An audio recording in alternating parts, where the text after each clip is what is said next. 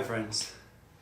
Dealing with depression is a big one, right? Because we're finding people who are living in our ever increasingly secular age, separated, isolated more and more from God and from one another, that there's this increasing tide of people in our lives that we know who are struggling with depression.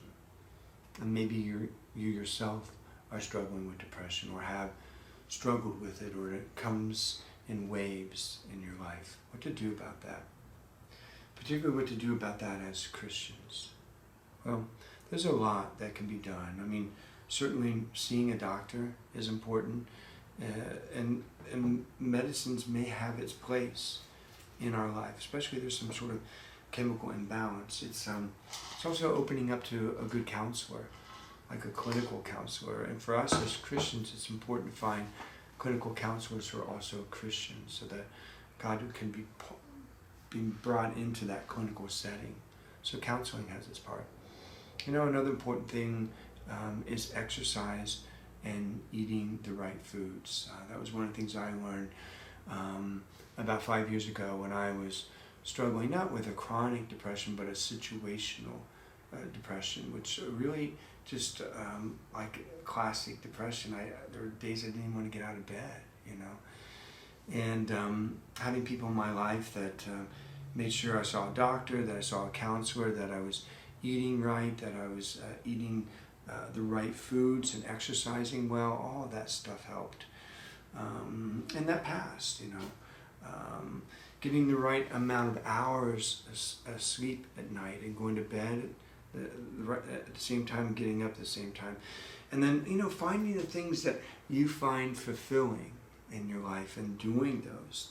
All this has a place, and they all have an important place in our lives. But what about God? Does God have a place in your depression, or in the depression of somebody that you love? Elijah. There's so much to learn from the prophet Elijah. But did you know that Elijah struggled with depression also? We see this very clearly in 1 Kings, chapters 17 through 19. First of all, there can be different and varied states of depression. One of them can be situational depression, like you're in a situation at work, and it is that situation that is prompting that sense of helplessness. But it can also be a more chronic depression that has many factors. One of those factors is the feeling that I am not in control. I cannot control the things that are outside of me.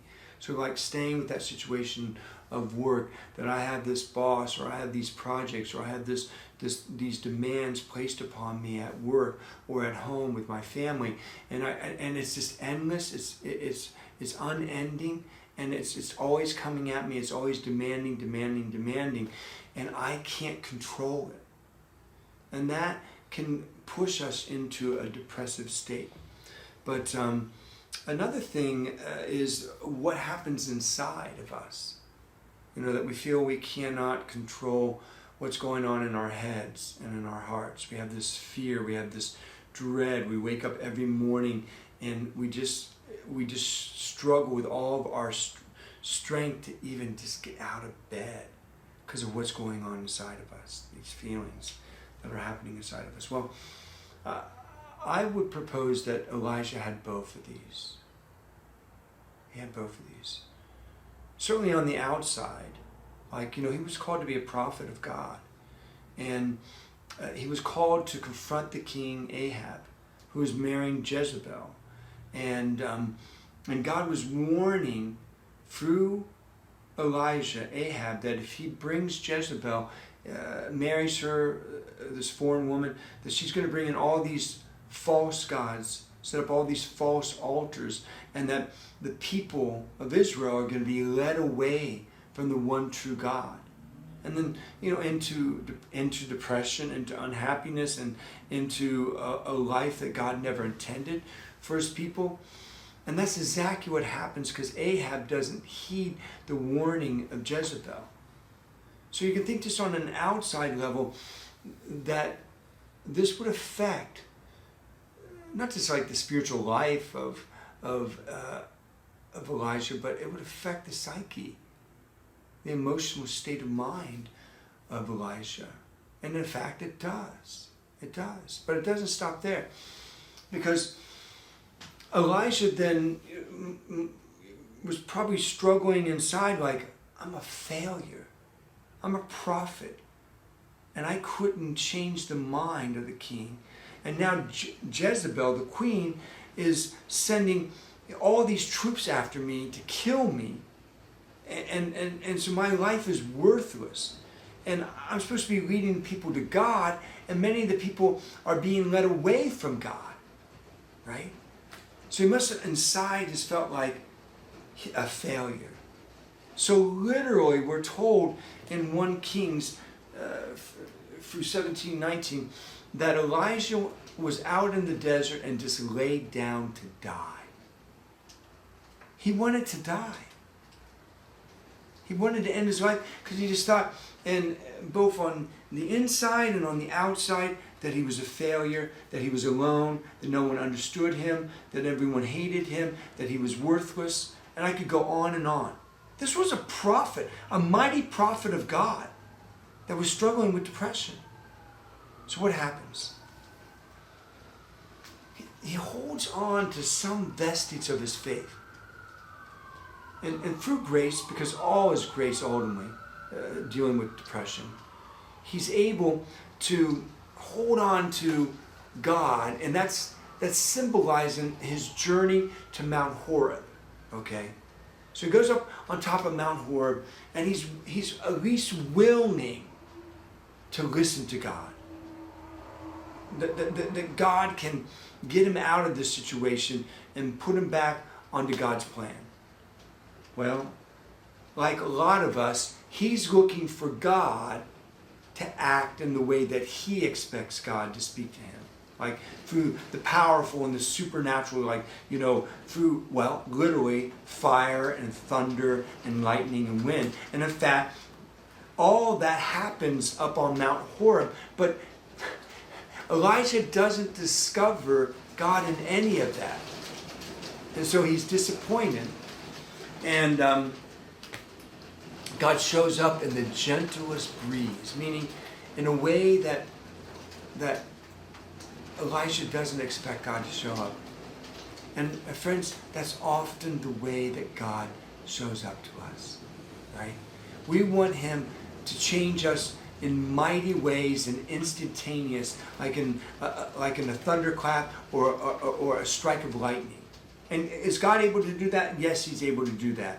But often what he does is he comes to us in the gentlest of breezes and he says, trust in me, follow me, and I'll get you through this. And through this, you will have transformation. But it'll be an interior transformation. And then you'll deal with all the junk out in this world, but in a very different way. All that junk won't overcome you and cause you to be depressed, because I will build the strength of your heart and your mind and your faith and your trust in me, and you'll be able to deal with all that junk. And that's what happens with Elijah. He is willing and able to hear God speak to him in the gentlest ways. And then from that, he goes out and anoints kings. And he goes out and not just anoints kings, but he finds a successor, Elisha, who carries on his work of prophecy and leading the people back to God. Beautiful story. And embedded in that, if we're not looking for it, is a mighty prophet who struggled with depression. And that means if a man of great faith like Elijah can struggle with depression, then you and I can. And when you and I are struggling with depression, then we have a roadmap in Elijah's life. We don't have to look for God in the lightning and the thunder and and fire and these mighty elemental powers, right? And we don't have to be overcome by all the things outside of us that are outside of our control and we're not going to be able to control. But we have to give control over to God, who always is coming to us. And sometimes in ways that we just don't look for him. And because we don't look for him in these ways, we will miss him. But he comes to us in those gentle breezes of life. And when we listen to him, when we're willing to hold on to the vestige of our faith and go to God, and then when we hear him, he will put us back on the right road. Meaning, he'll strengthen our faith because we'll put our faith in him and we'll trust in him. And as we trust in him and build up that strength of faith in him, then he'll rebuild our lives in such a way that all the crap that's happening outside of us is not the stuff that's going to cave us and collapse us. In fact, what's going to happen is, through God, we're going to be able to transform so many things outside of us because we allow him to transform us inside. Let me put it plainly. We have to allow God to change us. And then with him, we can change so many other things. Now for the guy who's struggling at work, the change may come that the man finally has the courage to get up and leave that job. And for the woman who's struggling in the marriage, she finally has that grace to be able to convert her husband, or bring her children back to God, right? By first bringing herself back to God and allowing God to change her. And then she changes that whole situation, that dynamic at home.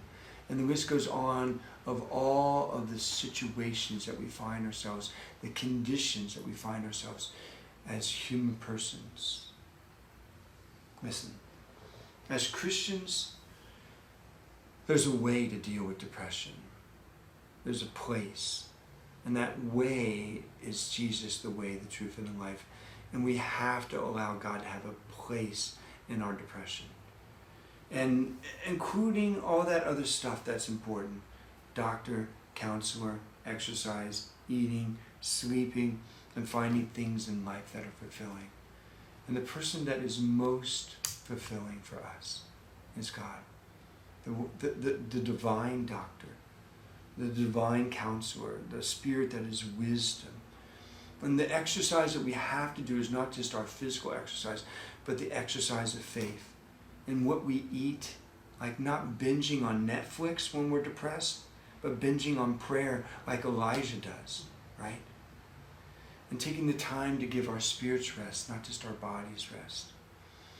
And doing fulfilling things, including walking to Mount Horeb, meaning spending our times doing those things that lead us to God rather than away from God. And that's the stuff that brings about the healing and the freedom, but also then restores us to the mission of not just allowing ourselves to be transformed, but then going out to the very things that have crushed us and transforming them.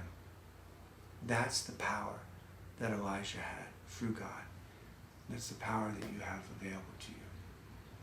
Until next time, friends.